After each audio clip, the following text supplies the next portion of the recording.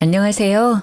저는 10년간의 결혼 생활에 마침표를 찍게 된 40대 초반의 여성입니다. 고부 갈등 같은 건 저하고는 인연 없는 일인 줄 알았어요. 저희 집도 할머니 모시고 살았으니까 제 나름대로 자신은 있었거든요. 그렇지만 저 혼자 노력한다고 해결될 일이 아니더라고요. 저와 남편의 결혼은 시작부터 삐걱거렸습니다.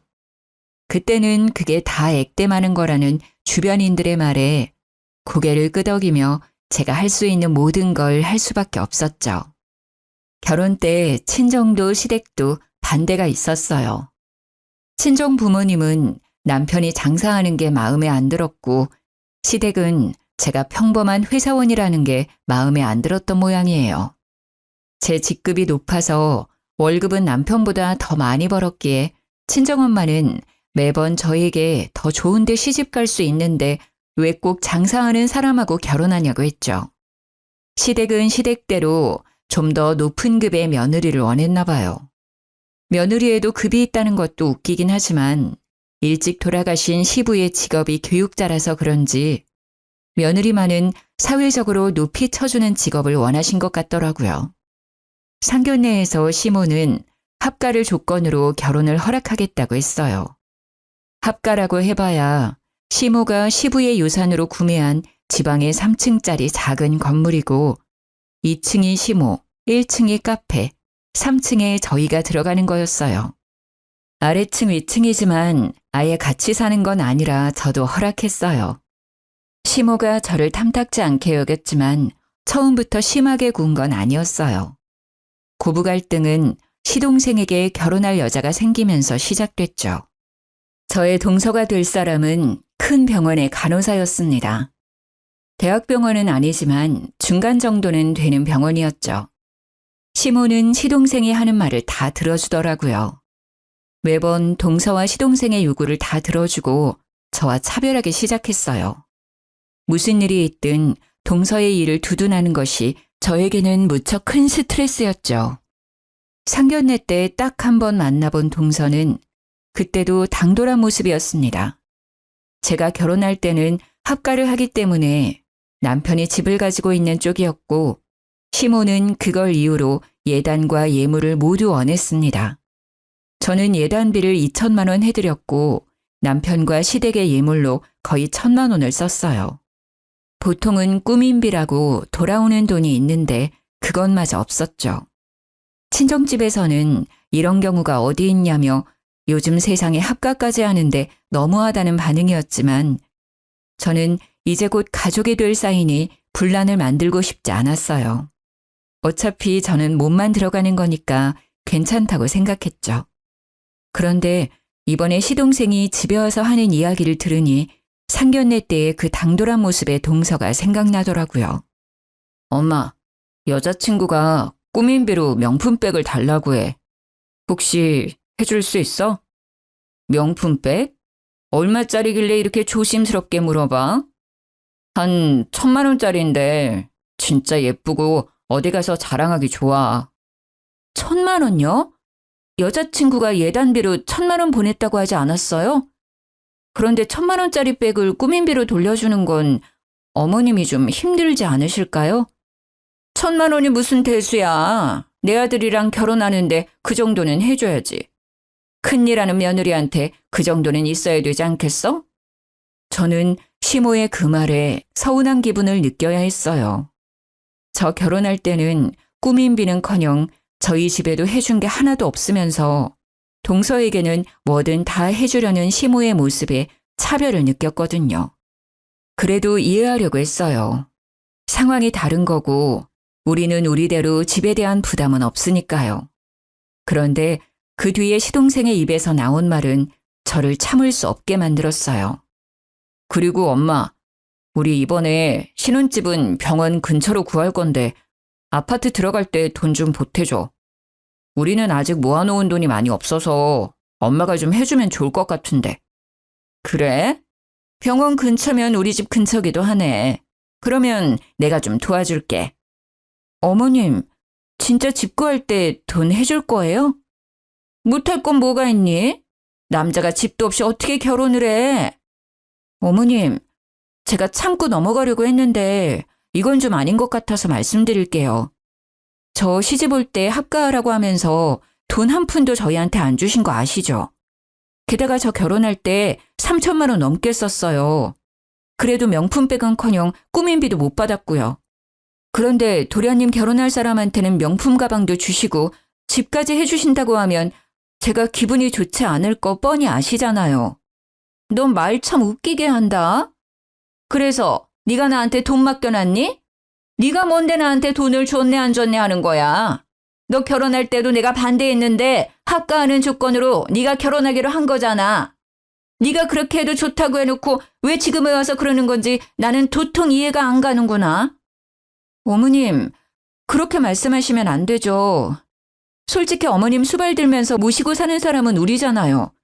고생은 저희가 다 하는데 눈에 띄게 저희 부부랑 도련님네 차별하시잖아요. 아니, 1,000만 원을 보내면서 꾸민비로 1,000만 원을 돌려달라는 건 무슨 심보예요? 도련님이 한번 말씀해 보세요. 네? 제가 결혼할 때 정장 한 벌 받으셨잖아요. 안 그래요? 시동생은 아무런 말도 못하고 있었고 시모의 얼굴은 귀신처럼 험악해졌어요. 그래도 어쩌겠어요. 저도 참을 대로 참았고 할 말은 해야겠다 싶었거든요. 너 정말 이기적이구나. 꼭 그렇게 시동생한테 매몰차게 굴어야겠어? 그래, 까놓고 이야기해보자. 네 동서 될 사람이 너보다 대단해 보이니까 샘나니? 그래서 나한테 줬던 돈 아깝다고 이 난리인 거야? 그럼 너도 고만고만한 회사가 아니라 큰 회사에 다니지 그랬어? 대접받고 싶으면 그런 일을 하면 되는 일이야. 네 능력이 안 돼서 이 정도 취급받는 걸 왜 나한테 그러는 거야? 시모의 말에 저는 어이가 없었습니다. 제가 대기업이 아니라는 이유로, 능력이 없다는 이유로 제가 살아온 인생을 부정당하는 느낌이었거든요. 어이없는 제 표정을 보고도 남편은 아무 말도 없었습니다. 저는 남편을 쳐다봤죠. 무슨 말이라도 하라는 눈빛을 보냈는데 시모가 그걸 보고는 선수치더라고요. 예, 내가 이래서 너 결혼할 때 반대한 거야. 이제 알겠니? 어차피 이혼 도장 찍으면 남될 사람이니까 네 와이프가 뭐라고 해도 넘어가지 마. 어머님, 무슨 말씀을 그렇게 하세요? 알겠어요. 어머님이 계속 이런 식이면 저희도 분가할게요. 댁에서 받아가신 예단 예물에서 동서에게 줄 명품 가방 가격만큼만 꾸민비 명목으로 돌려주세요. 그 외에 저희는 돈 같은 거 필요 없어요. 알아서 집 구해서 나갈 테니까 그렇게 아세요. 아, 그러면 딱 됐네요. 도련님이랑 동서 될 사람 둘이서 저희 살고 있는 3층에 들어와 살면 되겠네요. 그쵸? 어차피 저 같은 사람보다 동서 될 사람이 더 믿음직스럽지 않겠어요? 홍수, 그건 좀... 왜요? 저는 하고 있는데 와이프 고생시키고 싶지는 않으세요? 도련님도 너무하세요. 저는 무상으로 합가해서 열심히 수발드는데 대단하신 그분이 제가 하는 걸 못할 리가 없잖아요. 어머님도 저보다는 둘째 며느리가 수발드는 게 더 좋으신 것 같으니까요. 제 말에 시동생은 꿀먹은 벙어리가 됐어요. 시모는 저를 물끄러미 바라보더니 한숨을 푹 쉬더라고요. 분가는 절대 안 된다. 네가 맏며느리이고 합가를 조건으로 결혼한 건 엄연한 약속이야. 그러니 둘째가 말한 명품 가방이랑 집 구할 때 쓸 돈은 없던 걸로 해. 앞으로 둘째네 지원은 안 하는 걸로 약속하마. 결국 분가 이야기를 꺼내고서야 이야기는 일단락이 됐어요. 도련님네의 지원이 없는 걸로 하고 나서야 제 마음도 풀렸거든요. 제가 못되게 군 것도 사실이기는 하지만 세상에 어느 며느리가 대놓고 차별하는데 가만히 있어요? 근데 이 이후에 남편의 행동이 더 가관이었어요. 저희가 3층으로 올라오자 남편이 대놓고 말하더군요. 당신 꼭 그렇게까지 해야 했어? 동생이 형수를 어떻게 생각하겠어? 자기들 결혼 파토내려고 작정한 사람이라고 생각할 거 아니야. 생각 좀 하고 말해. 그리고 엄마 말이 구구절절 다 맞잖아. 그 돈이 당신 돈도 아니고 엄마가 엄마 돈 마음대로 쓰겠다는데 당신 왜 이래라 저래라 난린데. 그래서 당신 그 자리에서 한마디도 안 했어? 웃기지도 않아. 내가 왜 화를 냈는지 몰라서 나한테 화내는 거야? 딱 봐도 차별하시는 게 눈에 보이는데 어떻게 화를 안 내고 넘어가? 게다가 당신은 동생네가 다 가져가는 게 화나지도 않아? 아니, 화는 안 내도 그게 부당하다는 생각 정도는 해야지. 내가 어머님한테 무슨 일 있을 때마다 매번 불려가서 일 처리해 주는 거 알지? 며느리이자 같은 집에서 살기 때문에 가능한 거야. 나도 분가하면 그 짓거리 안 해도 상관없지. 그때는 자기가 해야 하는 거니까. 나한테 대리효도 시켜놓고 뭐? 고맙다고 해도 모자랄 판에 나한테 화를 냈다 이거지? 아니, 그건 고맙게 생각하고 있지. 그치만 그건 그거고 이건 이거지. 당신은 그게 문제야. 당신이 제일 잘나고 당신이 제일 힘들다고 생각하는 거. 당신보다 대단한 사람 널리고 널렸어. 자기가 아무리 회사에서 잘 나가는 사람이라도 우리 집에서는 가족의 일원으로 며느리답게 행동해야 하는 거야. 어째서 그런 기본적인 일조차 모르는 건데? 회사에서 그런 건 안 가르쳐줘? 어? 지금 말 다 했어? 내가 언제 나 잘났다고 했어? 부자 하니까 사람을 우습게 알고. 당신 해야 할 일을 내가 해주니까 그게 당연한 줄 알지? 알았어. 당신이 그렇게 생각하는 거 보니 나도 이제 어머님 모시는 일 안 할게. 당신이 더 잘한다는데 못하는 나한테 맡겨? 며느리답게 행동하라고? 그럼 며느리 대접을 좀 하라고 말씀드려줄래? 어이가 없어서. 내가 시댁 들어와서 살고 있으니까 네가 대단한 사람이라고 생각하나 본데 나도 우리 집 가면 귀한 딸이야. 이런 집에서 이런 대접받을 사람 아니라고. 열받은 제가 시댁과 관련된 모든 일을 스톱하고 나서야 남편은 제게 사과를 했어요. 하지만 이미 제 마음속에는 남편이 제 편이라는 철석 같은 믿음이 사라졌죠. 누가 이런 놈을 내 편이라고 믿겠어요? 이날 진짜 남편이 왜 남의 편인지를 알게 됐죠. 이상하게도 남편은 시댁 식구들이 있을 때나 시댁과 관련된 일이면 항상 저를 무시하거나 까내리는 말을 많이 했었거든요. 그게 무엇 때문인지를 알 수 없는 저는 내내 꺼림칙한 마음으로 답답함만 늘어갔었죠. 그렇게 시댁과의 골은 한 번 생기니 좀처럼 사라지질 않더라고요. 그리고 대망의 이혼 결심의 날이 다가왔어요. 시동생이 결혼하고 3년째가 되던 명절이었어요. 설날을 맞이하는 저희 시댁은 분주했어요. 설 바로 전날에 제사가 하나 있었거든요. 그날에 모여서 전을 부치고 준비를 해야 하는데 연차를 쓰기가 힘들었어요. 그렇지만 맏며느리이기도 하고 이런 일에는 오해가 생길 일이 많으니 최대한 참석하려고 노력했죠. 다른 직원에게 황금 연휴 연차를 양보하겠다고 하고 아침부터 저는 전을 부치러 내려갔죠. 그런데 내려가니 어머님만 덩그러니 있더라고요. 어제 장을 보러 가야 했는데 제가 연차를 쓰기 위해 무리하게 야근을 하는 바람에 못 갔거든요. 미리 이야기해두어서 동서가 장을 봐왔을 거라고 생각했는데 장을 봐두지 않았더라고요. 어머님, 어제 장 안 보셨어요? 그래, 네가 없는데 어떻게 장을 보러 가니? 저 야근이라서 일해야 하니 동서랑 같이 갔다 오시라고 말씀드렸잖아요. 동서한테도 연락해놨는데. 어제는 둘째도 바쁘다고 해서 오지 말라고 했다. 그렇다고 나 혼자 갈 수도 없고.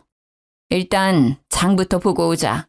재료 손질해놓고 손 가는 것만 대충 해놓으면 내일 제사 지내기 전에 음식하기는 쉽겠지. 전만 오늘 부쳐놓으면 되지 않겠니? 그럼 동서 오면 같이 가요. 이제 곧 올 시간이잖아요. 네 동서는 오늘 못 온다고 연락 왔다. 일하느라 바쁘다고 하는데 오지 말라고 했어. 어머님, 동서 이 집 식구 된 지 벌써 3년째예요. 어떻게 매번 제삿날만 되면 못 온다고 해요? 진짜로 일 있어서 못 오는 거 맞아요? 넌 꼭 말을 그런 식으로 해야겠니? 바쁘겠지. 큰 병원 간호사가 얼마나 바쁘겠어. 네가 이럴 때는 이해 좀 하고 넘어가. 괜히 트집 잡지 말고. 그럴수록 너 텃세 부리는 거로 보여. 그럼 내일은 몇 시쯤 온대요?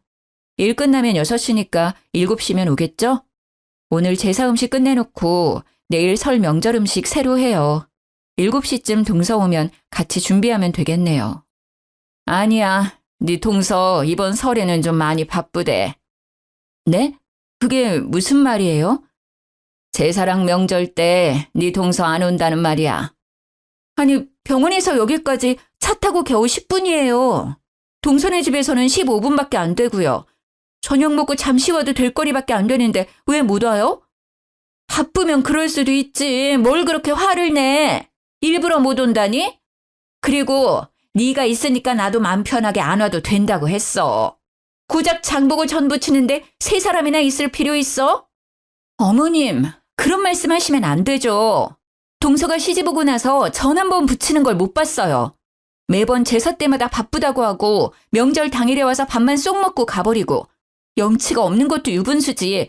자기가 안 오면 다른 사람들 고생한다는 생각은 안 하는 거죠? 너 지금 너 혼자 고생한다고 나한테 뭐라 그러는 거니? 네가 맏며느리로 들어왔으면 당연히 해야 할 일이지. 손아래 사람을 보듬어줄 생각을 해야지. 매번 이렇게 흉을 보고 텃세를 부리니 둘째가 정을 못 붙이는 게야. 마음을 좀 곱게 써. 저도 바쁜데 다른 사람한테 사정하며 부탁해서 여기 온 거예요. 자기만 바쁜 게 아니라는 걸 왜 몰라요? 다 큰 성인이? 그런 일이 있으면 저한테도 전화해서 알려야 하는 거 아니에요? 그리고 정을 붙이려면 얼굴을 봐야 미운정이든 고운정이든 들 거 아니에요. 어떻게 제삿날 얼굴 한 번을 못 봐요? 그리고 제가 고생하는 거 알고 계시면서 어머님은 어떻게 동서한테 맘 편히 오지 마라는 말을 하실 수 있으세요? 그럼 어떡하니? 일은 못 뺀다는 애를 강제로 어떻게 오게 해? 정 그렇게 둘째를 오게 하고 싶으면 네가 하든지. 결국 제사 음식 준비는 제가 다 했어요. 오지 않은 동서도 얄미웠지만 그런 동서를 무조건 두둔하고 있는 시모가 더 밉더라고요.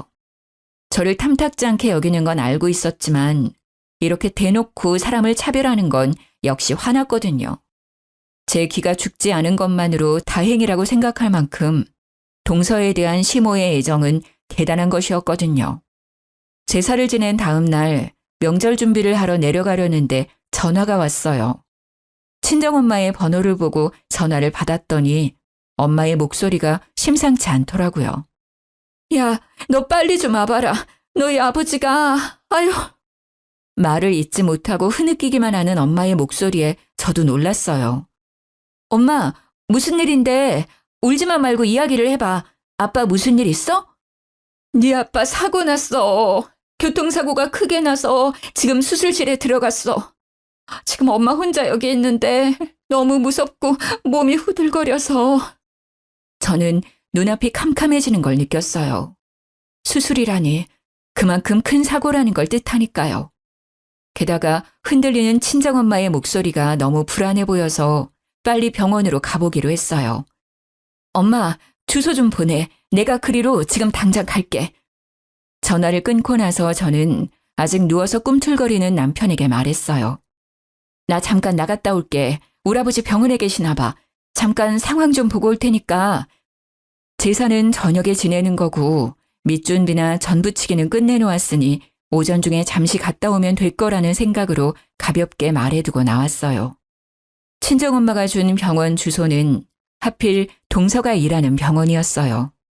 수술실을 물어 찾아가니 친정엄마가 그 앞에서 덜덜 떨며 수술실 문만 바라보고 있더라고요. 그 모습이 안쓰러워 다가가서 안아주었는데 엄마가 말을 제대로 못하더라고요. 워낙에 마음이 여린 분이신데 아버지가 크게 다치셨으니 너무 놀라 그럴 수도 있겠다 싶은 마음에 동서가 오늘 일한다고 했으니 동서에게 물어보기로 했어요. 아무래도 비전문가인 우리보다야 잘 알 테니까요. 그래서 간호사들이 모여있는 간호데스크를 찾아갔어요. 저기, 안녕하세요. 혹시 이하나라는 간호사가 어디에 있는지 알 수 있을까요? 이하나 간호사요? 혹시 무슨 일 때문에 찾으시는지 여쭤봐도 될까요?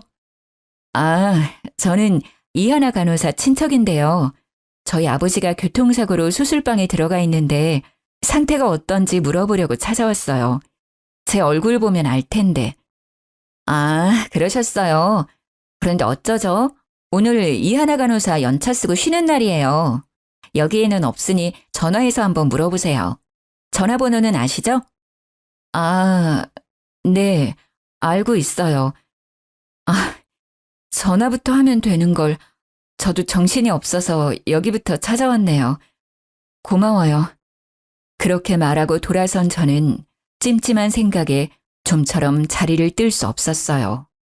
오늘까지 분명히 일을 한다고 했던 동서가 연차를 쓰고 오늘 출근을 안 했다는 게 거슬렸거든요.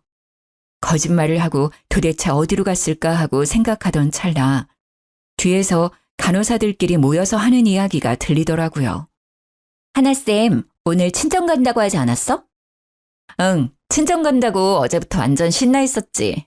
진짜 부럽다. 잘들 봐도 시집은 이쌤처럼 가야 하는 거야.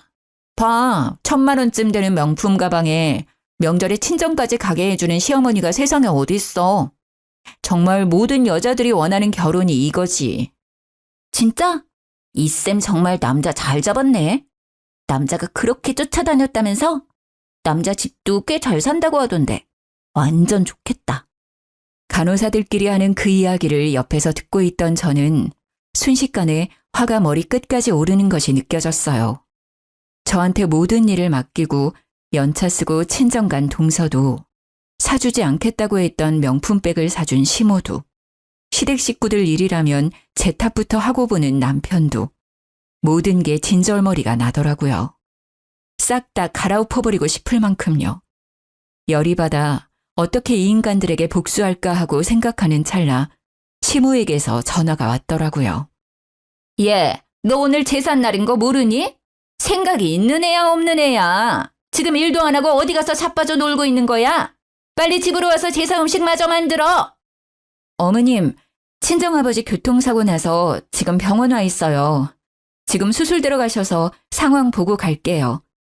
어차피 수술 들어가면 수술하는데 시간 걸리잖아. 그 시간에 집에 와서 음식 해놓고 가. 그리고 사부인이 거기 계실 텐데 너는 왜 갔어? 사부인이 다 알아서 하실 테니까 너는 거기서 농땡이 피울 생각하지 말고 제사상이나 차리러 와. 넌 시집을 와놓고는 아직까지 친정 챙기면 어떡하니? 그러니까요. 시집을 온 주제에 제삿날이며 명절날에 꼭 친정에 가는 동서한테도 그 이야기 들려주세요. 뭐? 무슨 소리 하는 거야? 걔는 오늘 일한대. 그래서 못 온다니까? 지금 저한테 거짓말 하시는 거예요? 진짜 어이가 없어서. 저 지금 동서병원이에요. 아버지 상태가 심해서 이 큰 병원까지 왔는데 세상에 동서가 연차 쓰고 친정 갔다네요. 그것도 시어머니가 그렇게 하라고 했다는데 그럼 3년 내내 어머님이 동서 집에 보내주신 거예요? 그래놓고 친정아버지 아파서 수술실 들어간 저한테는 당신네들 제사 허드렛일 해주러 오라고요? 내가 왜요? 내가 왜 가야 되는데요?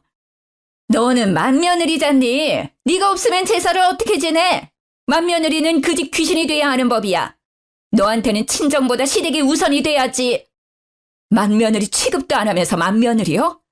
다 필요 없고요. 저 안 가요. 오늘 제사상 어머님이 차리든 남편이 차리든 누구든 차리라고 하세요. 저는 뭐라고 말하는 시모의 전화를 신경질적으로 끊어버렸어요.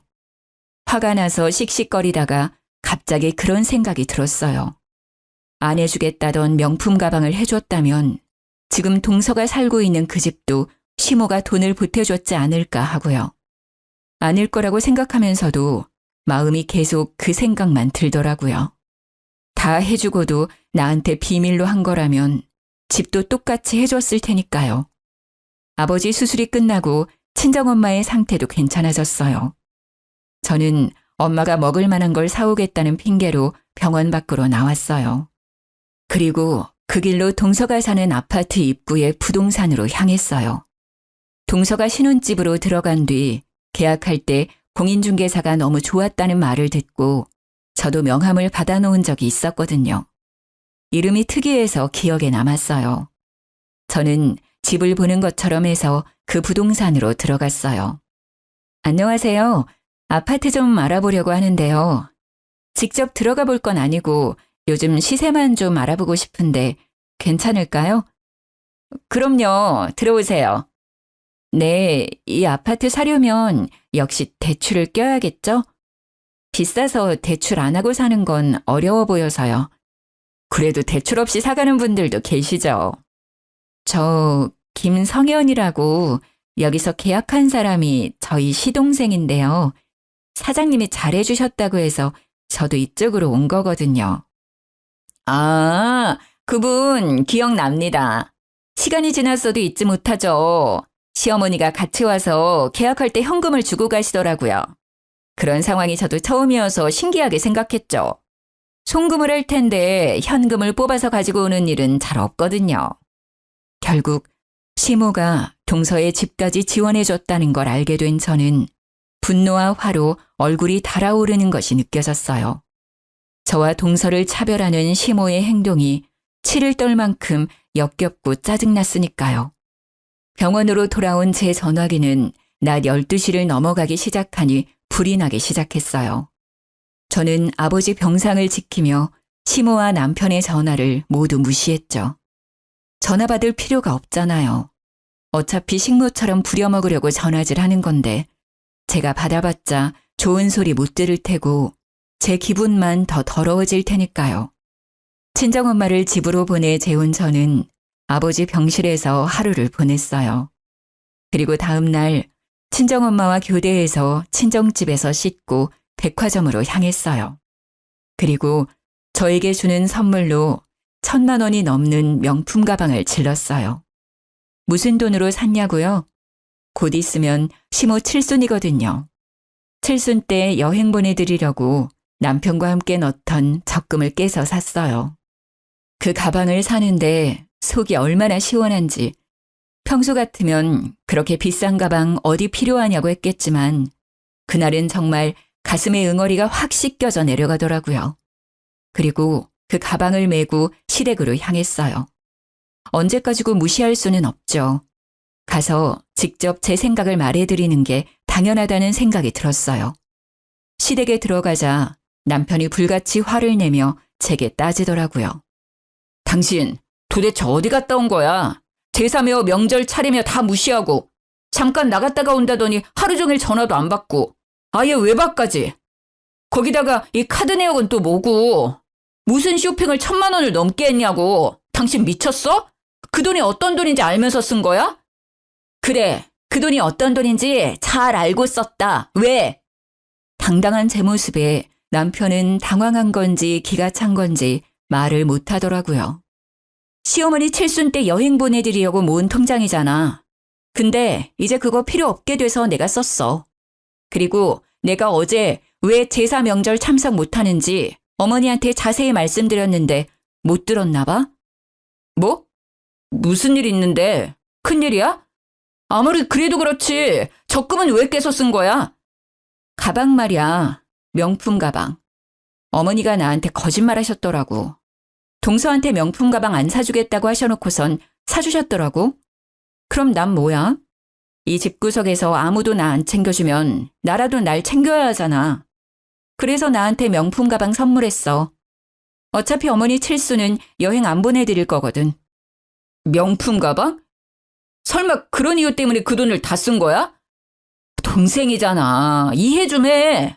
왜 당신은 매번 동서 이야기만 나오면 혼자 자폭이야.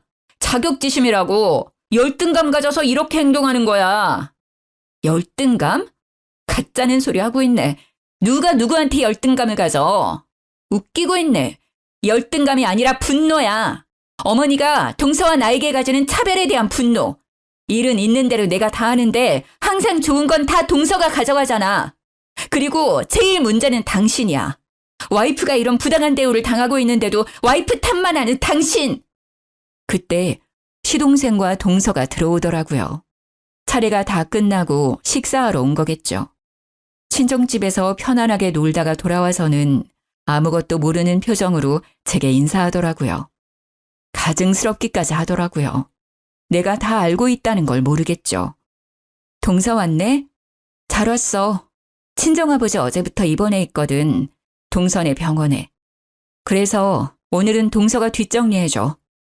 형수님, 제사상 차리고 치우는 거 힘든 거 알고 있는데 꼭 힘들게 일하고 온 사람한테 일을 시켜야 속 편하겠어요? 힘들게 일을 하고 왔어요? 어디서요? 이상하네요.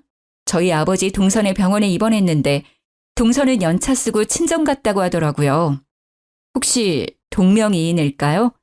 그것도 아니면 동서 병원 옮겼어?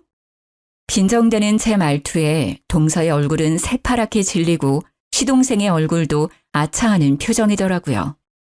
다 알고 있어요. 그러니까 앞으로 제사상 차례상은 동서가 차려. 나는 앞으로 일절 명절 제삿날에 안 올 거니까. 예, 맏며느리가 차례상을 안 차리면 어떡해? 그리고 제사상도 그렇지. 며느리가 둘인데 무슨 상관이에요? 맏며느리가 아니라 식모겠죠. 죽어라 일하는 저는 일하는 게 당연한 거고 맏며느리 몰래 명품백 사준 둘째 며느리는 일 안 하는 게 당연한 거예요? 그리고 집까지 해주셨다면서요. 그 정도로 많이 받았으면 그만큼 일 열심히 하겠죠. 저는 명품백도 집도 받지 않았으니 제 마음대로 하려고요. 무슨 말을 이렇게 싸가지 없게 해?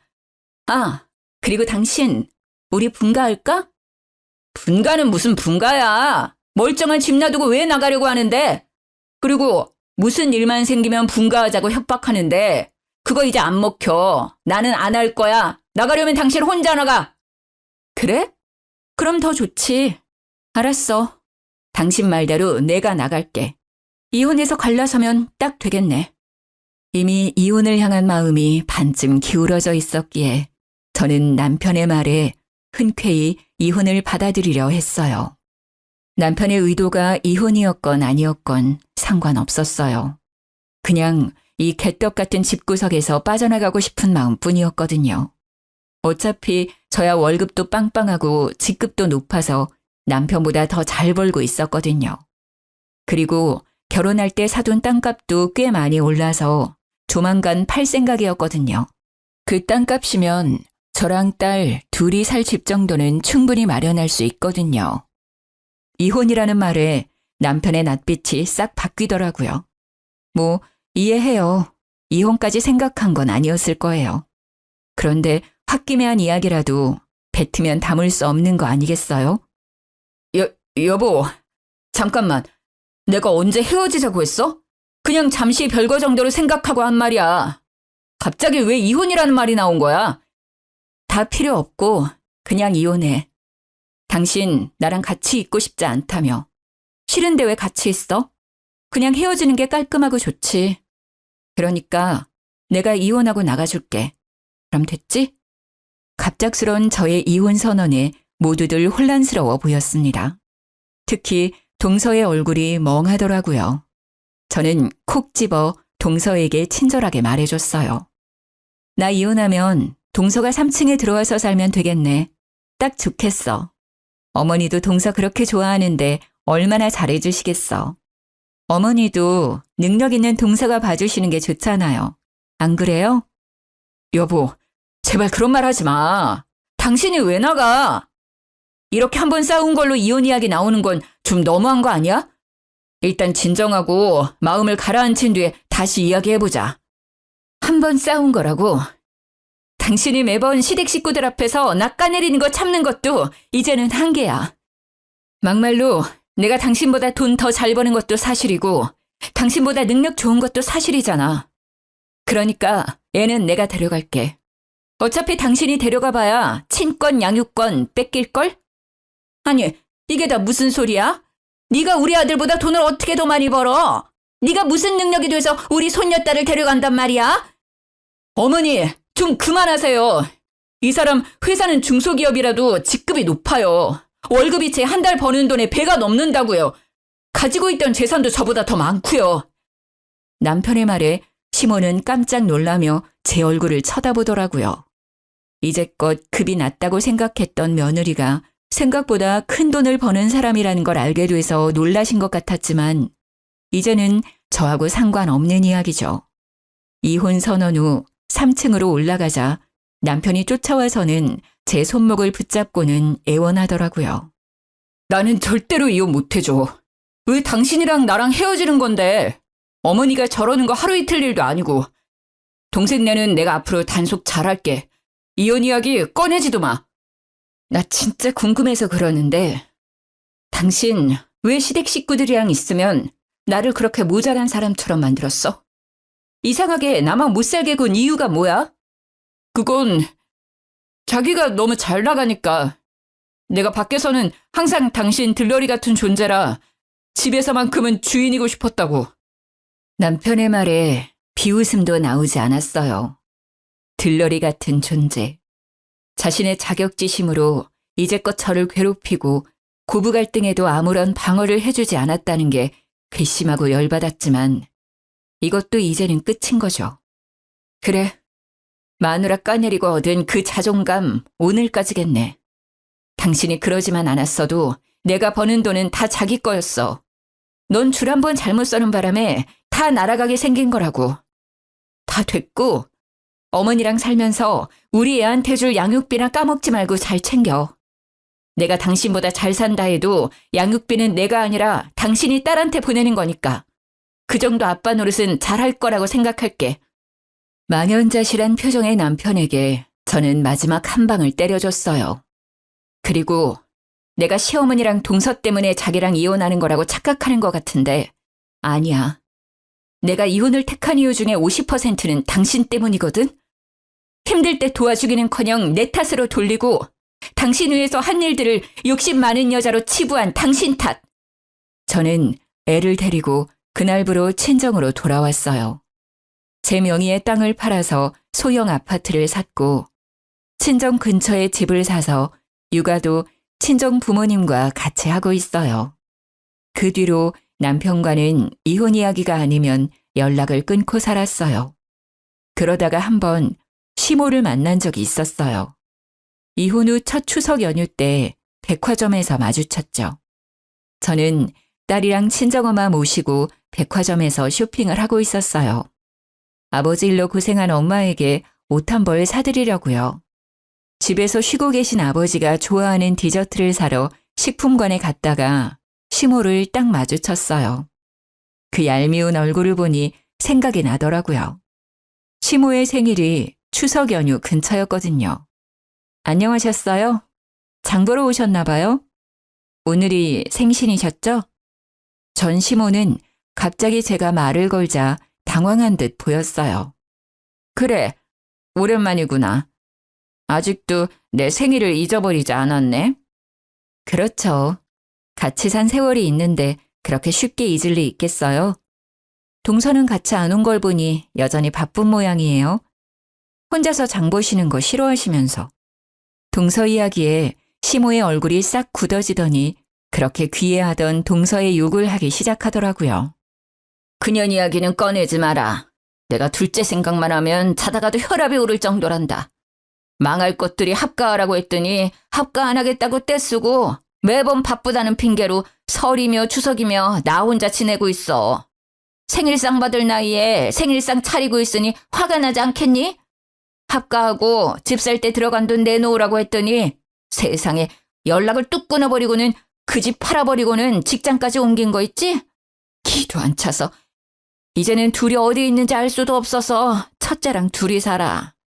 대학병원 간호사래서 그렇게 잘해줬는데 시아버지 유산을 모두 들고 날라버린 천하의 몹쓸 년이었어.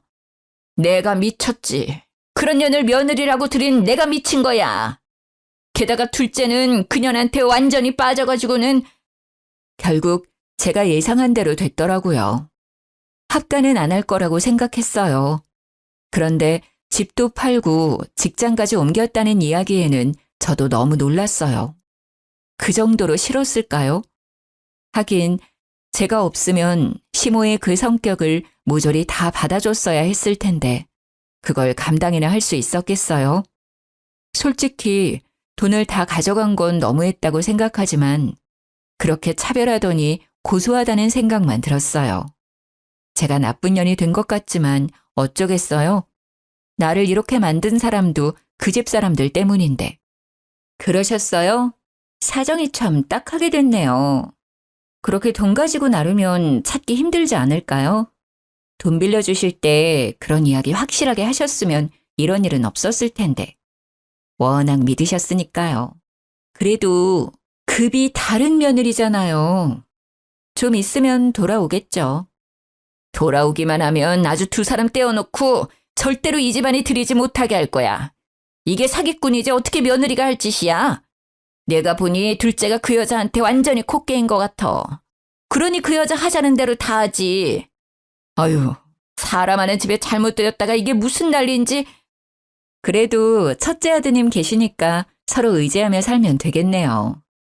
급이 높은 며느리 다시 맞이하면 편해지실 거예요. 에휴, 그놈도 글렀어. 가게도 망하고 결국은 힘쓰는 일 하고 있거든. 나는 사실 네가 돌아와주면 정말 좋을 것 같은데.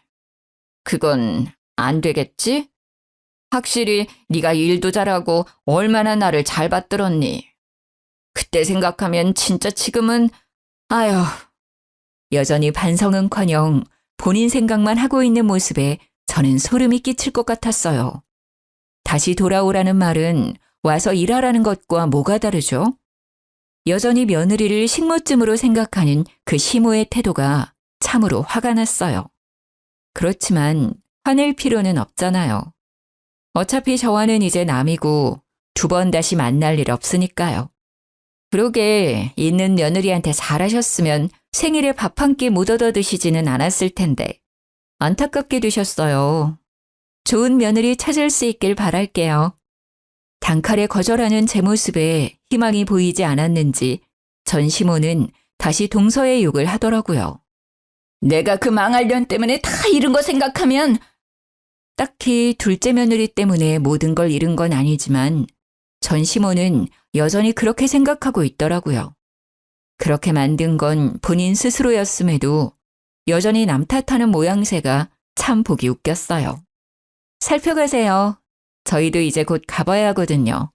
아버지 좋아하는 디저트 사고 엄마 옷 한 벌 사드리러 나온 거라서요. 그럼. 시모가 제 뒤로 보이는 딸과 친정엄마를 쳐다보더니 한숨을 푹 쉬더라고요. 손녀와 외할머니의 다정한 모습이 부러워 보였나 봅니다. 어쩌겠어요. 버스 떠나고 손 흔들어도 멈춰주지 않으니까요. 일하며 오가는 길에 자주 보던 전 남편 가게는 폐업 신고되어 이제는 다른 가게가 되어 있더라고요. 나중에 이야기 들어보니 장사가 잘 안 돼서 접고 지금은 힘쓰는 일 하고 있다고 하더라고요. 그래도 양육비 꼬박꼬박 보내주는 건 참 다행이죠. 고부 갈등과 남편의 자격지심으로 이혼한 저에게 재혼은 솔직히 꿈도 꾸지 못할 이야기였는데 최근에는 재혼을 앞두고 있어요. 그 집은 제사도 없고 며느리 될 사람도 저 하나뿐이라 부담스럽지도 않고요. 시모들 뿐이 도시 사람이라서 그런지 며느리에게 기댈 생각도 하지 않고 어떻게든 아들 내외에게 더 해줄 것만 생각하시는 그런 좋은 분이세요. 재혼 상태도 저와 아이를 많이 아껴주고요. 그런 모습 덕분에 저도 재혼을 선택하게 됐어요.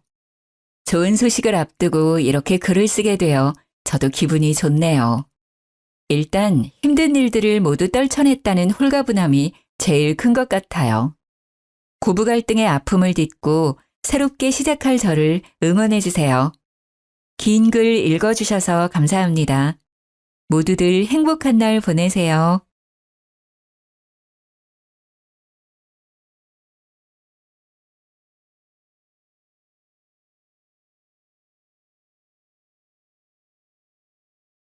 안녕하세요. 저는 서울에 사는 30 초중반인 여성입니다. 얼마 전에 동네 미용실에 머리하러 갔는데 옆 사람들이 유튜브에서 들은 사연 이야기를 하더라고요. 다들 재밌게 듣는다고 하길래 저도 속으로 그게 뭔가 궁금했어요. 한번 찾아서 들어보니 저랑 엇비슷한 사연도 있더라고요. 그래서 저 또한 용기 내어 이렇게 사연 보내게 됐습니다. 지우고 싶었던 기억들을 이곳에 털어놓으면 비로소 새 삶을 살 수 있을 것 같기도 해서요.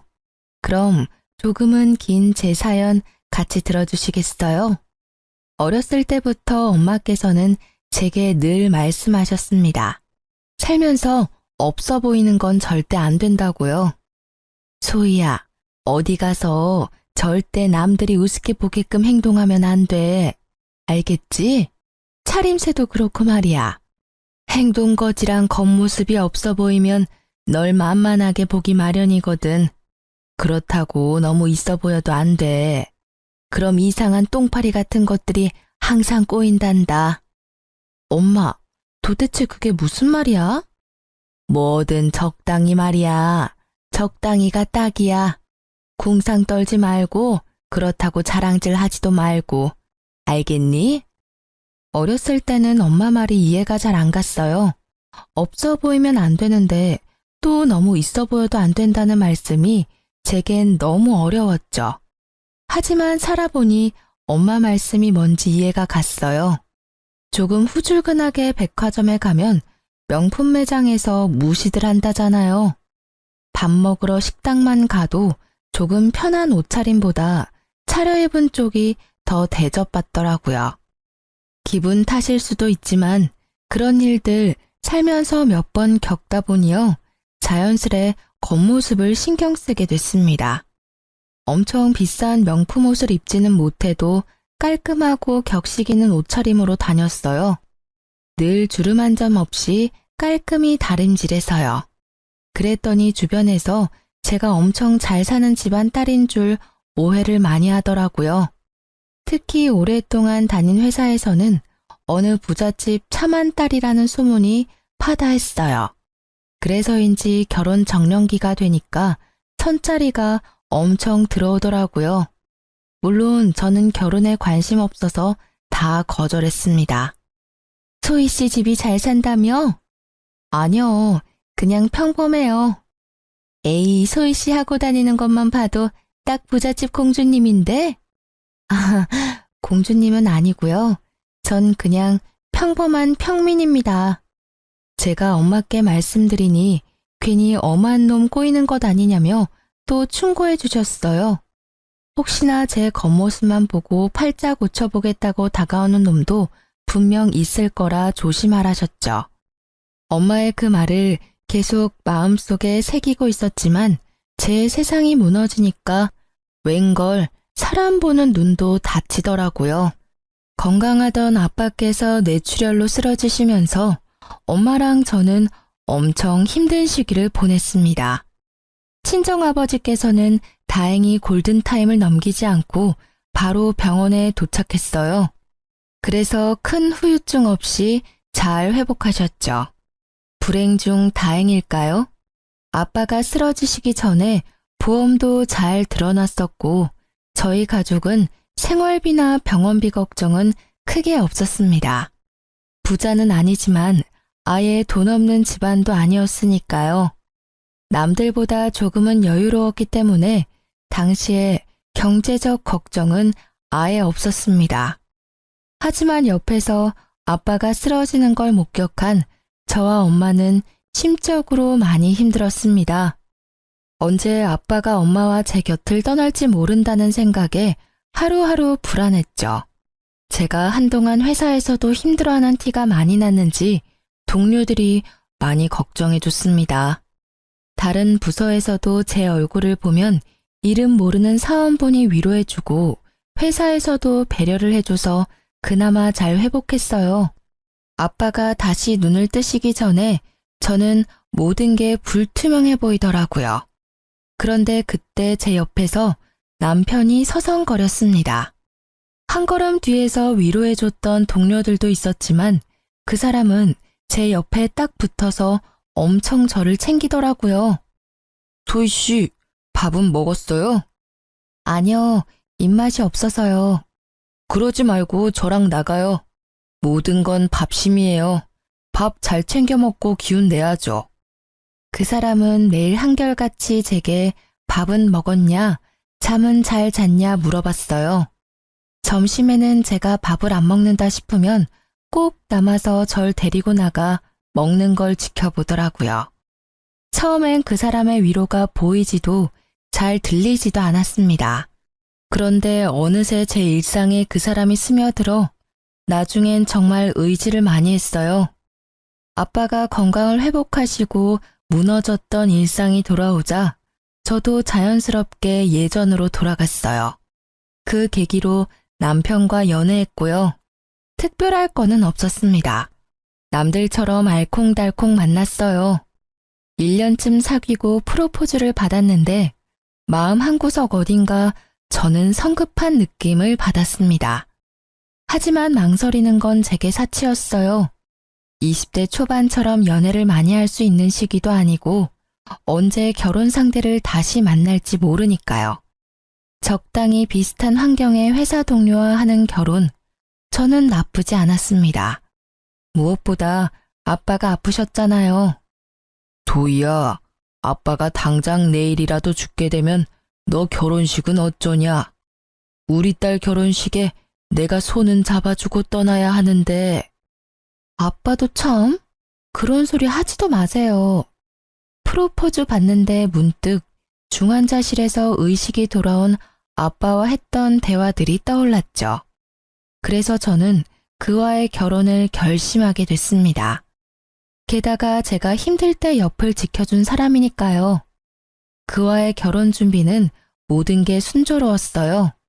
결혼식까지 많이 싸운다던데 저희는 평화로웠죠.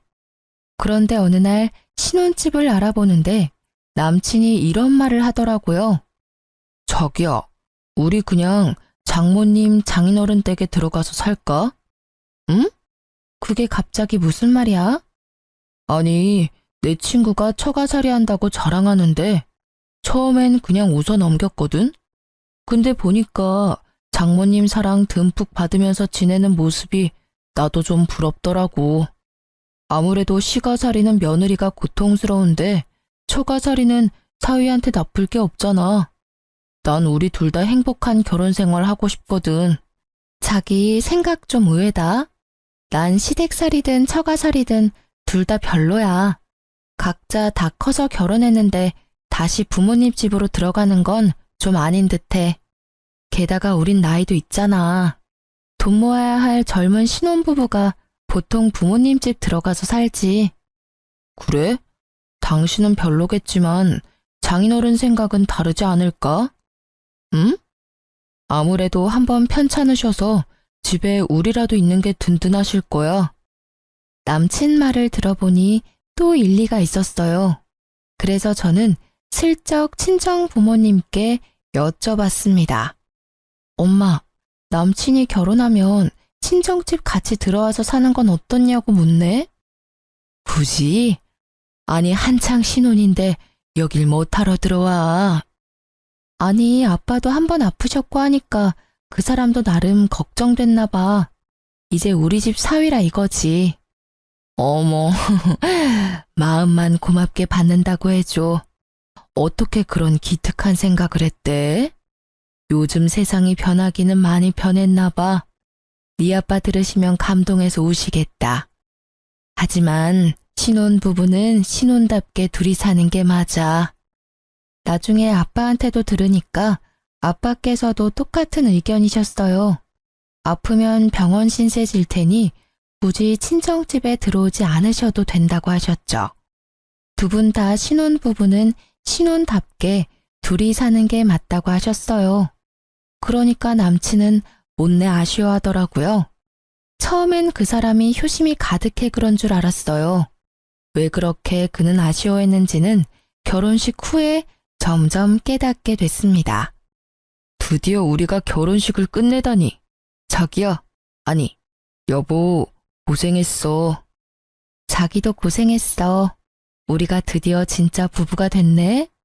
결혼식도 문제없이 다 끝내서 다행이야. 아, 후련하다. 근데 당신 어제 잠 얼마 못 자서 피곤하지? 비행기 안에서 자야지. 피곤하지. 나보다 잠 못 잔 건 당신이잖아. 나도 비행기에서 기절할 것 같아. 근데 잠시만. 나 지갑이 어딨지? 지갑? 분명 챙겼는데 안 보이네. 뭐 캐리어에 있겠지? 차 내려서 나중에 확인해야겠다. 저희가 하와이로 신혼여행을 가는데 저는 환전을 넉넉히 해가려고 했어요. 그런데 남편이 카드 위주로 쓰자고 환전하지 말자더군요. 현금은 분실 위험도 있고 카드사 혜택이 많다고요. 각자 카드를 쓸지 아닐지는 정하지 않았었지만 남편이 지갑을 통째로 집에 두고 와서 어쩔 수 없이 여행 내내 제 카드로 다 해결했어요. 조금 더 넉넉하게 환전해올 걸. 생각해보니까 카드 안 되는 곳 많으면 어떡해? 괜찮아. 거기도 사람 사는 곳이야. ATM기 있잖아. 거기서 현금 뺐으면 돼. 아, 생각해보니까 그렇네. 엄청 걱정했는데 다행이다. 이왕 간 거 돈 걱정하면서 여행하고 싶지는 않았거든. 그치? 오랜만에 가는 해외여행에다가 신혼여행인데 여유롭게 다니는 게 좋지. 자기 미안해. 내가 이렇게 중요한 날 지갑을 깜빡해서. 남편이 지갑을 통째로 두고 왔다고 해서 처음엔 좀 짜증이 났습니다. 카드 한도 때문에 여행에 차질이 생길까 봐요. 하지만 세상이 워낙 좋아져서 카드만 있으면 현금 뽑는 건 일도 아니더라고요. 게다가 지갑이라 다행이지 빡빡한 비행기 시간에 여권 안 놔두고 온 게 어디냐며 저는 좋게 생각하려고 했어요. 그런데 신혼여행 때 남편의 돌발 행동에 깜짝 놀랐습니다. 고의로 지갑을 두고 온 게 아닐까 생각했죠. 신혼여행 첫날 저는 결혼식이랑 장시간 비행 탓에 몸이 너무 고단했습니다. 반면에 남편은 피곤하지도 않은지 일찍 일어나서 산책을 하겠다고 하더군요. 깼어? 산책할래? 지금 몇 시야? 6시 반. 산책하고 호텔 조식 먹으면 딱일 것 같은데. 되게 일찍 일어났네. 미안한데 자기야, 나 지금은 도저히 못 일어나겠어. 조금만 더 자면 안 될까? 그럼 조식은 나 먼저 먹을까? 난 안 먹어도 돼. 근데 혼자 먹을 수 있겠어? 당연하지. 내가 애도 아니고. 혼자서도 잘 먹을 수 있어. 그러니까 걱정하지 말고 자긴 아직 피곤할 텐데 더 자요. 저는 남편이 조식을 먹고 난 뒤 금방 돌아와 저를 깨워줄 줄 알았어요. 그런데 일어나 보니 시간이 훌쩍 지나 어느덧 오후더라고요. 깨웠는데 혹시 제가 못 일어나서 혼자 나간 건가? 아님 무슨 일이라도 생겨서 아직 안 들어온 건가? 별별 생각을 다 하면서 전화를 확인하는데요. 아니나 다를까 문자가 엄청 와 있더라고요. 놀랍게도 그건 남편의 연락이 아니라 카드 결제 문자였습니다. 아주 다양한 금액대가 긁혔더라고요. 처음에는 제가 해외에 있다는 걸 인지를 못하고 정말 깜짝 놀랐어요. 도난 신고를 해야겠다는 생각과 손이 벌벌 떨리는데 갑자기 이곳이 하와이라는 게 떠올랐습니다. 헌데 그것도 잠시 제가 카드를 분실했구나 좌절했는데요. 순간 잠결에 제 카드를 들고 간다는 남편의 음성이 떠오르더라고요. 저는 곧바로 다리에 힘이 풀려 주저앉았습니다. 분실한 게 아니라 다행이라며 혼자 안도를 하다가 아니지, 그게 아니지라는 생각이 들었어요. 제가 호텔방에서 혼자 자고 있는데 남편 혼자 쇼핑을 하고 있는 상황이 이해가 안 갔죠. 그것도 제 카드를 말도 없이 엄청 긁었으니까요. 그 생각이 들자마자 남편에게 전화를 걸었는데 전화를 안 받더라고요. 연락이 계속 안 되니까 남편이 카드를 잃어버렸다는 결론으로 도달했어요. 여보세요? 아니, 제가 신혼여행을 해외로 왔는데요. 카드를 분실한 것 같아서요. 놀라서 부랴부랴 카드 분실 신고를 하고 있는데 눈물이 나더라고요. 그땐 정말 놀라서 카드를 정지시키고 곧바로 연락 안 되는 남편도 실종 신고를 하려고 했어요. 다행히 카드 고객센터와 통화하는 중에 남편은 무사히 호텔방으로 돌아왔습니다. 놀란 토끼 눈의 남편을 마주하자 안도와 동시에 화가 치솟더라고요. 뭐야 당신? 지금까지 뭐 했어? 내가 얼마나 놀란 줄 알아? 여보, 왜 울고 있어? 나 쇼핑하고 왔는데. 말도 없이 혼자 쇼핑하고 온 거야? 너 피곤하대서 혼자 다녀왔지. 그건 새벽이었고 오전에 나 깨울 생각은 안 들었어. 지금 오후 2시가 훌쩍 넘었어. 시간이 벌써 이렇게 됐다고? 아, 내가 미안해. 정신없이 돌아다니다 보니까 미처 몰랐다. 근데 당신도 너무하다. 내가 못 깨웠어도 혼자 일어나면 되잖아. 애야? 뭐? 그렇잖아. 내가 몇 시에 돌아올 줄도 모르는데 알람이라도 맞춰놓고 잤어야지. 당신 도대체 몇 시에 일어난 거야? 내가 그럴 정신이 있었어? 밤 늦게 도착해서 기절했잖아. 나 6시에 일어났을 때도 비몽사몽이었어. 그리고 상식적으로 난 당신이 아침 먹고 산책만 하고 돌아올 줄 알았어. 연락은 되지도 않고 남겨놓은 것도 없고 카드 결제 내용만 잔뜩 와 있잖아. 내가 안 놀라게 생겼어? 게다가 내 카드를 상의도 없이 어떻게 막 긁어. 대충 계산해봐도 200만 원 훨씬 넘더라. 말하다 보니 그제야 남편의 손에 들린 쇼핑 봉투들이 눈에 띄더라고요. 그중에는 명품 브랜드 로고가 박힌 쇼핑백도 있었어요. 정말 기가 막히더라고요. 들어보니 당신이 놀랄만 했네. 내가 언성 높여서 미안해. 오랜만에 해외여행 와서 너무 들떴었나 봐. 그런데 나 진짜 혼자 놀다 온 게 아니라 당신은 피곤하다 했고 편하게 혼자 잘 자라고 자리 비켜준 거야. 조식 먹고 산책 좀 하다가 호텔 구경하는데 심심하더라고. 그래서 잠깐 바깥 구경한다는 게 이사단이 났네. 세일도 많이 하고 또 한국보다 더 싸니까 나도 모르게 카드를 긁고 있더라. 상의 없이 카드 써서 미안. 근데 나 진짜 내 거 산 게 아니라 양가 부모님 선물이랑 기념품 산 거야. 그러니까 너무 뭐라 하지 말아줘. 우리 엄마 지갑이 워낙 오래됐는데 여기 와서 보니까 엄마 생각이 엄청 나더라고. 그래서 나도 모르게 결제해버렸어. 근데 말야, 나도 호텔방 들어오자마자 당신 울고 있는 모습에 얼마나 놀랐는지 몰라. 그니까, 뭐? 왜 효도를 내 카드로 하려고 해? 게다가 그 카드 한도도 별로 안 돼.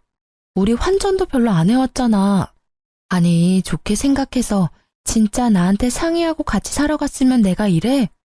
나 당신 정말 이해가 안 돼. 한도가 얼만데? 신용카드 말고 다른 체크카드는 없어? 뭐? 남편이 반성은 안 하고 제게 다른 카드가 없냐고 묻는 순간 저는 속으로 결혼식 올리고 바로 이혼해도 될까? 사람들이 엄청 뒤에서 수군거리겠지? 뭐 이런 생각을 속으로 했어요. 어떻게 배우자가 되자마자 카드를 자기 것처럼 막 쓸 수 있는지 이해가 안 됐습니다. 물론 남편이 쓴 건 남편에게 다 받을 생각이었지만요. 이 신혼여행은 망했어. 어떻게 시작부터 이래?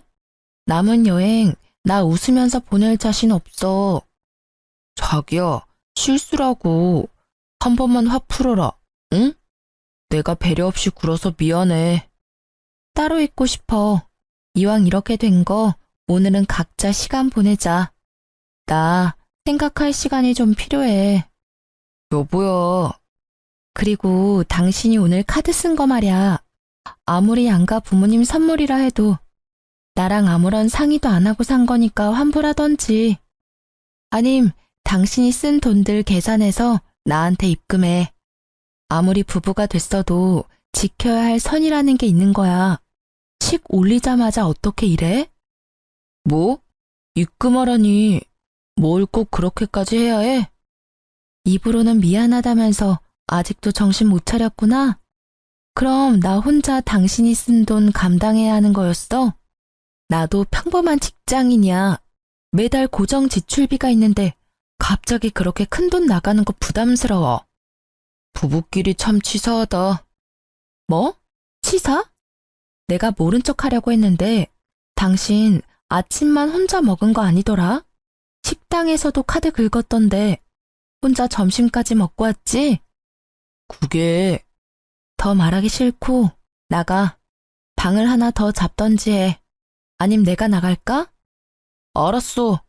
일단 자기 기분 풀릴 때까지 따로 있자. 그렇게 저는 화가 안 풀려서 신혼여행 내내 남편이랑 따로 지냈습니다. 남편 꼴도 보기 싫어서 돌아다니지도 않았어요. 그냥 호텔에만 박혀서 호텔 안에서 식사도 다 해결했어요. 남편이 무릎 꿇고 싹싹 빌어서 마지막 날쯤 겨우 화해했어요. 화해라기보다는 한국에 들고 갈 선물들 사려고 억지로 얼굴 봤네요. 어쨌든 결혼 축하하러 와준 소중한 걸음들의 보답도 해야 하고 양가 어른들 선물도 다시 준비해야 했으니까요. 남편은 정말 반성한다며 그대로 사왔던 것들 다 환불했습니다. 그래서 그때 산 게 진짜 부모님 선물이었는지 본인이 갖고 싶었던 걸 산 건지는 잘 모르겠어요. 또 그렇게 당장은 짜증나도 화해할 수밖에 없었던 가장 큰 이유는요. 신혼여행에서 돌아오는 날은 친정집에서 자야 했기 때문입니다. 친정 부모님께 안 좋은 모습 차마 보여드리고 싶지 않았거든요. 그리고 그 다음 날은 시댁에서 보내기로 했기 때문에 저는 우선 그 일정을 다 마무리하자 생각했어요. 그리고 신혼여행 때 사건을 남편과 한 번 더 제대로 짚고 넘어가야겠다 싶었습니다. 진짜 이혼할 수도 있는 문제라고 생각했거든요. 엄마, 아빠, 저희 왔어요. 왔어? 어휴, 고생했네. 즐겁게 쉬고 왔어? 네, 뭐. 엄마, 그런데 뭘 이렇게 많이 준비했어. 상다리 부서지겠다. 엄청 고생했겠네. 뭘, 아빠가 많이 도와줬어. 뭐 한 건 없지만 우리 딸, 우리 사위 많이 먹어. 우와, 감사합니다, 장모님. 남편은 잠깐 제 눈치를 보다가 밥을 허겁지겁 맛있게 먹더라고요. 그런 남편을 흐뭇하게 바라보는 친정 부모님을 보고 저는 마음이 좀 불편해서 잘 먹지 못했어요. 해외에서 입맛 안 맞아서 고생했어? 사위는 잘 먹는데 넌 왜 그렇게 못 먹었어? 미안해, 엄마. 힘들게 준비하셨는데. 딸이 많이 못 먹어서 속상했구나. 아니, 비행기를 오래 타고 와서 그런가 입맛이 없었어. 속이 부대끼더라고. 약 줄까? 아니, 그 정도는 아니야, 엄마. 나 괜찮아요. 근데 엄마는 이제 괜찮아? 뭐가? 엄마 결혼식 때 엄청 우셨잖아. 아이고, 그러게. 내가 기쁜 날 그렇게 울면 안 됐는데. 예쁜 딸 보내려니 그렇게 속상했어요? 당연하지. 우리 예쁜 딸 시집 보내는데 내가 안 울면 이상하지. 사위가 야속하기도 했지. 엄마는 너 좀 더 내 옆에 데리고 있고 싶었거든. 엄마께서는 갑자기 또 우셨어요. 저는 당황해서 엄마 눈물을 닦아드렸죠. 너무 울어서 남편은 밥 먹게 하고 저랑 엄마는 안방에 들어가서 마저 얘기를 나눴는데요. 엄마, 그만 울어. 나 결혼했어도 집도 가깝고 우리 자주 볼 거잖아요. 그게 말이야. 소희야, 사실 말이다. 엄마께서는 한참을 우시다가 천천히 옛날 이야기를 해주셨어요. 가슴속에 품고 있었던 이야기를 고민하고 또 고민하고 제게 털어놓으셨습니다. 제가 상처받을까봐 지금껏 숨겼었는데 이제는 다 커서 결혼도 했고 진짜 말해줘야 할 것 같았다고 하시더라고요. 뭐? 내가 엄마 딸이 아니라고? 아니긴 왜 아니야. 넌 누가 뭐라 해도 내 딸이야. 그러니까 어쨌든 엄마 말은 내가 친딸이 아니란 거잖아. 저는 2살 때 입양됐다고 합니다. 처음엔 너무 충격이었어요. 입양해서 지금껏 남부럽지 않게 잘 키워주신 부모님께 감사하기도 하고 절 버린 친부모가 원망스럽기도 했어요. 그리고 지금 결혼했으니 이혼을 하든 말든 남편에게도 이 사실을 말해줘야겠다고 생각했습니다. 그렇게 그날 엄마를 껴안고 밤새 울었습니다. 퉁퉁 부른 눈으로 시댁에 방문하니 시모는 둘이 싸웠냐고 물었습니다. 그게 싸우기는 했는데 아무튼 이 눈은 내가 이렇게 한 거 아니야, 엄마. 싸웠다고? 아니, 너희 아직 혼인신고 도장도 안 말랐는데 싸웠니? 뭐 때문에? 엄마, 왜 소리를 질러요? 깜짝 놀랐잖아. 어머님, 어제 친정어머니랑 밤새 이야기해서 눈이 이래요. 죄송해요. 보기에 못났죠? 예쁜 모습 보여드리고 싶었는데. 으이그, 그러길래 여기부터 오지 그랬니? 친정부터 가고. 말은 안 했지만 나 서운했다. 친정 부모님은 둘이지만 난 혼자 잤냐. 혼자 외로운 시모부터 챙기면 어디 덧나? 죄송해요, 어머님. 저희가 거기까지 생각을 못했네요. 괜히 저희 돌아오는 날이라고 이것저것 혼자 챙기시느라 힘드실까 봐요. 친정 엄마께서 먼저 친정집 오라고 하셨거든요. 참나, 너네가 결혼한 게 뭐 그렇게 큰일이냐? 다 늙은 내가 다 큰 너네를 챙기긴 뭘 챙기냐? 너네가 날 챙겨야지. 에휴, 됐다. 배고프니 얼른 밥이나 먹자. 아, 네. 뭐하고 서 있냐? 네? 아이고, 배고파 죽겠으니까 얼른 밥 준비해라. 며느리로 방문한 공식적인 첫날이잖냐. 어디 네 요리 솜씨 한번 봐야지. 친정집에서는 상다리가 휘어질 정도로 남편과 저를 엄청 환대해 주셨어요. 다음날 시댁집에서는 환대까지는 아니더라도 환영해 주실 줄 알았거든요. 그런데 오히려 시모는 며느리 됐다고 갑자기 하대하면서 제게 첫 식사 준비해 보라고 하더군요. 정말 황당했지만 일단은 어른이 시키니 열심히 요리를 했습니다. 그랬더니 시모는 입맛에 안 맞는다고 저를 나무랐어요. 어머, 국이 왜 이렇게 짜냐? 완전 소태다. 얘, 너 이런 식으로 국을 끓이면 나트륨 중독으로 우리 아들 명줄 짧아져. 요리 좀 한다고 들었는데 왜 이 모양이니? 너 우리 아들이랑 같이 살려면 나한테 엄청 배워야겠다. 엄마, 맛만 있는데요, 뭘. 자기야, 진짜 맛있어. 반찬도 다 맛있는데. 남편은 제가 혼나는 게 안쓰러운지 그래도 제 편을 들더라고요. 저는 밤이 되어서야 시모의 구박에서 벗어날 수 있었습니다. 요리부터 설거지까지 전부 제게 테스트한다며 절 다 시켰거든요. 어머님, 좀 너무하신 거 아니야? 다짜고짜 여독 풀지도 못한 며느리한테 요리시키셔서 첫날이라 그러시는 거겠지 하고 참았어. 근데 설거지까지 다 나 시키고 자기는 도와주지도 않고. 여독은 친정에서 충분히 풀지 않았어. 당신 남편한테 시어머니 흉보는 건 좀 깬다. 그것도 뒤에서 몰래 말이야. 우리 엄마 아시면 얼마나 충격이시겠어? 입장 바꿔서 내가 장인 장모님 흉보면 좋아? 난 뒷땅 까는 사람 딱 질색이야. 그렇게 안 봤는데 당신 좀 실망이야? 뭐라고? 미안한데 이건 뒤에서 흉보는 게 아니라 당신한테 대놓고 흉보는 거야. 아니, 당신이야말로 입장 바꿔서 생각해봐. 우리 엄마 아빠가 어제 당신한테 사위된 지 첫날이니 요리하고 설거지 해보게 하면 기분 좋아? 그런 취급 받으면 좋겠냐고. 뭔 소리야. 남자랑 여자는 다르지. 뭐가 다른데?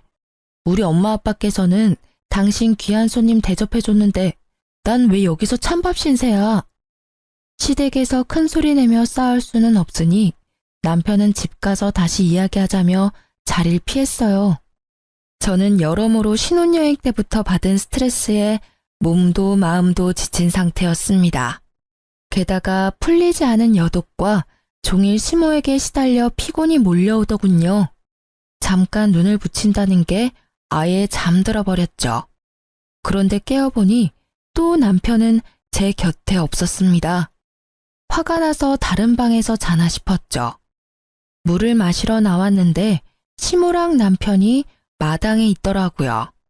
저랑 엄마가 둘만의 시간이 필요했던 것처럼 두 모자도 할 말이 있겠지 싶었어요. 그런데 창문 방충망 사이로 들려오는 제 이름에 저도 모르게 귀를 쫑긋했습니다. 가까이 가니 시모랑 남편은 소주를 마시고 있었어요. 자기 예뻐하는 모습이 안 보이는데 제가 쉽게 넘어오겠어? 엄마라도 먼저 좀 잘해줘야지. 안 그래도 신혼여행 때 대판 싸웠는데 엄마까지 그러니까 섭섭하다고 난리잖아. 아이고, 그게 마음처럼 쉽게 되는 줄 아냐? 소위 제가 예쁜 구석이 있어야 예뻐하지. 저는 그 대화에 온몸이 굳었지만 딱 한 군데 손가락은 잘 움직이더라고요. 혹시라도 놓칠세라 곧바로 동영상을 촬영했습니다. 저보고 뒷담 까지 말라고 뭐라 하더니 남편은 시모랑 제 이야기하는 모습에 본능적으로 찍었죠. 발뺌할지도 모르니 창문을 통해서 동영상을 찍었습니다. 아니, 소희 걔가 애가 예뻐 보이기라도 하면 몰라. 얼굴도 그 꼴이 뭐냐? 안 그래도 못생긴 얼굴 더 못 봐주겠더라. 엄마, 내가 좀만 참자고 그랬잖아. 소희 내 스타일 아닌 거 엄마도 잘 알잖아. 나도 꾹 참는데 엄마도 좀 예뻐해줘. 장인어른 몇 년 전에 뇌출혈 수술했었으니까 분명 오래 못 살 거라 몇 번 말해? 금방이야. 지금 정정해 보여도 2차 뇌출혈 소리 소문 없이 금방 또 온단 말이야. 그럼 그 재산 다 우리 거라고. 그니까 며느리한테 잘해줘. 그래. 그 사돈 양반 언제 갈지는 몰라도 고시겠지 아마. 그래, 내가 그것만 믿고 결혼시켰지. 깜빡했다. 소희 저기 집애가 뭐 볼 건 없어도 집안 하나는 좋아 보이니. 내일부터는 정말 마음 다 잡고 잘해줘야겠다. 그래, 엄마. 난 소희가 아니라 저 집안 재산이랑 결혼한 거야. 그것만 생각하자. 아, 근데 생각할수록 저거 열받네. 집도 잘 살면서 신혼여행 가서 내 돈까지 쓰게 하더라고. 너가 잘 몰라서 그래. 원래 잘 사는 집안일수록 그런 거 칼같이 지키는 거야. 그래? 어떻게 카드 받아내지? 결혼한다고 끌어모았어서 이제 우리 알거지잖아. 너야말로 성급하다 이놈아. 살살 구슬려야지. 그런가? 엄마, 내일부터 살살 구슬려 볼게. 파이팅! 짠합시다 어머니. 이 지긋지긋한 월세집에서 벗어나기 위하여. 알고 보니 이 넓은 시댁 단독 주택도 월세였더라고요. 저는 남편과 시모의 대화에 참을 수 없는 분노가 차올랐어요. 어떻게 저와 제 부모님을 두고 그런 생각을 했는지 치가 떨렸습니다. 남편은 회사에 놔두는 소문을 듣고 제가 잘 사는 집안 딸인 걸 알고 접근한 거였죠. 참 허망했습니다. 저는 속이 뒤집어졌지만 곧바로 티내지 않았습니다. 못된 모자 참교육은 시켜줘야 했으니까요. 이혼은 정해진 결론이고 못된 아들 의견에 동조한 시모부터 복수하기로 생각했어요. 저는 매일 점심시간마다 시댁에 놀러 갔습니다. 회사랑 가까웠거든요.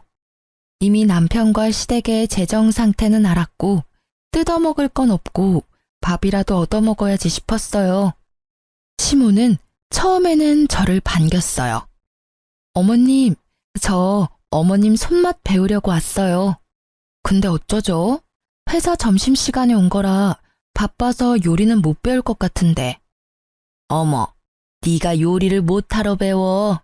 내 말을 아직도 담아뒀어? 내가 해줄 테니까 넌 걱정하지를 마. 어머님, 그럼 저 갈비찜 먹고 싶은데 내일 또 와도 돼요? 응? 갈비찜? 아, 내일 또 온다고? 아, 그래. 내가 다 해놓으마. 먹고 싶은 거 미리 말하기만 해. 큰 소리 뻥뻥 치던 시모에게 저는 매일 먹고 싶은 걸 말했죠. 어머님, 전복회가 너무 먹고 싶어요. 아침부터 시모에게 연락해 놓으면 시모는 열심히 장봐서 점심을 제게 대접하더군요.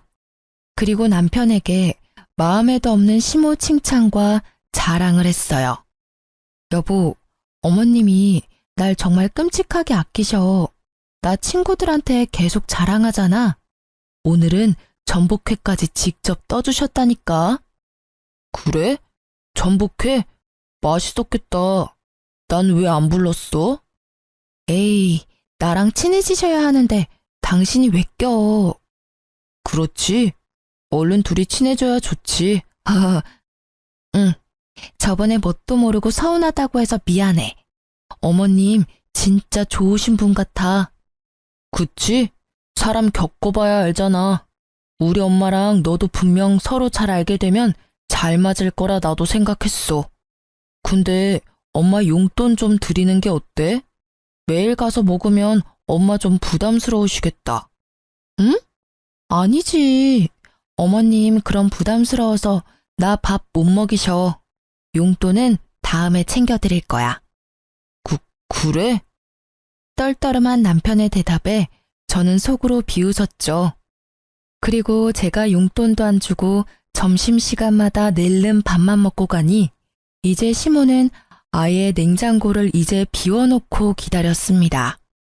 어머님, 냉장고가 텅텅 비었네요. 어쩌지? 내가 장 보러 갈 시간이 없어서 못 봤네. 괜찮아요. 오늘 해물찜이 너무 먹고 싶은데 어머님 힘들까봐 제가 오는 길에 배달 주문해놨어요. 잘했죠? 해물찜? 내가 좋아하는 거 어떻게 알고. 아유, 고맙다. 배달 왔습니다. 네. 헉, 어머님. 응? 어쩌죠? 제가 회사에 지갑을 두고 와서요. 결제 좀 부탁드려요. 그래, 뭐 내가 일단 결제하마. 얼마죠? 네, 59,000원입니다. 거참 되게 비싸네. 그렇게 냉장고를 비워둔 시모를 위해 저는 매일 점심을 미리 주문해서 갔어요. 해물탕으로 시작해서 초밥, 중식, 코스 요리 등등 배달 가능한 비싼 음식들이 많잖아요. 할 수 있는 한 시모를 다 뽑아 먹었죠.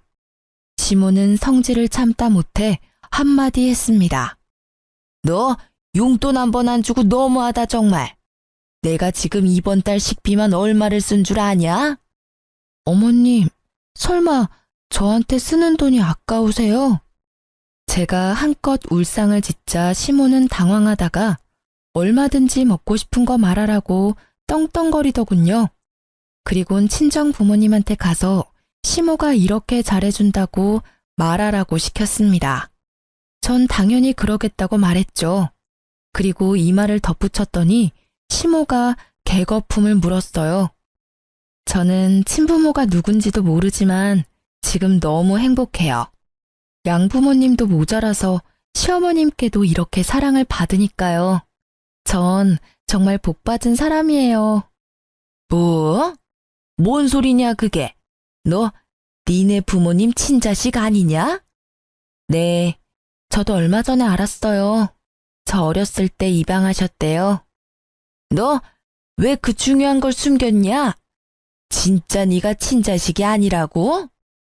본색을 드러내는 시모에게 저 또한 이제 숨기지 않고 발톱을 드러냈어요. 왜요? 그게 뭐 어때서요? 정신 차려라. 아니 양부모가 너한테 뭐라도 남겨주겠냐? 너 정말 무서운 애구나. 이거 사기 결혼이야. 결혼 전에 말했어야지. 이혼이라도 할까요? 당연한 걸 물어. 이 괘씸한 것. 시모는 이혼 소송할 거라며 제게 각오하라더군요. 너 미쳤지? 감히 날 속여? 퇴근하고 남편에게 물어보니 생각이 같다 하더군요. 이미 제가 말하기 전에 시모한테 들었는지 얼굴은 울그락불그락 했습니다. 역시나 제가 속였다고 사기 결혼이라고 시모와 비슷한 반응을 보였죠. 그래서 저는 남편을 데리고 친정 부모님께 같이 가서 이혼 말씀드리자고 말했어요. 마지막 예의는 갖춰달라고요. 제가 밤늦게 남편을 데리고 나타나자 친정 부모님께서는 어리둥절해 하셨죠. 무슨 일이냐 갑자기. 너희 뭔 일 있어? 걱정스러운 얼굴을 한 부모님께 저는 물었어요. 엄마 아빠, 저 할 말 있어요. 죽어서 유산 남기지 말고 지금 정신 운전할 때 저한테 유산 남겨주세요. 저 친딸 아니잖아요. 그래서 걱정돼요. 아무것도 못 받을까 봐서요. 아무것도 모르는 친정 부모님께서는요. 당황하시다가 이내 곧바로 웃으면서 알겠다고 하셨어요. 그래, 소위 네 생각이 그렇다면 그렇게 해주마. 남편은 아빠의 말씀에 당황한 얼굴로 말하더군요. 아니, 친딸도 아닌데 정말 얘한테 재산 남겨주실 거예요?